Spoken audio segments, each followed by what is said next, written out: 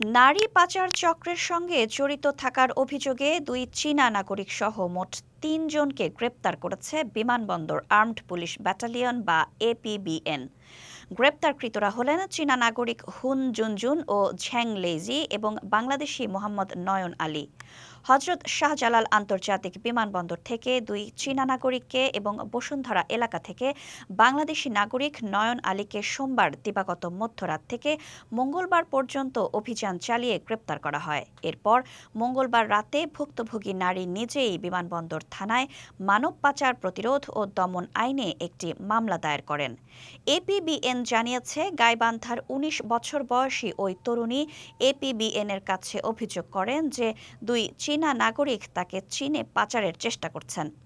অভিযোগের ভিত্তিতে এপিবিএনের সহকারী পুলিশ সুপার ফাউজুল কবির মঈনের নেতৃত্বে অভিযান চালিয়ে অভিযুক্তদের আটক করা হয়।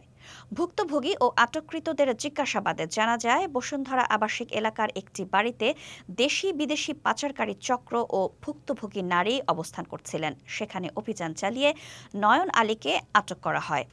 এপিবিএন আরও জানায়, গ্রেপ্তার হওয়া দুই চীনা নাগরিক প্রায় ১ বছর ধরে বাংলাদেশে এসেছেন এবং বসুন্ধরা আবাসিক এলাকায় থাকতেন।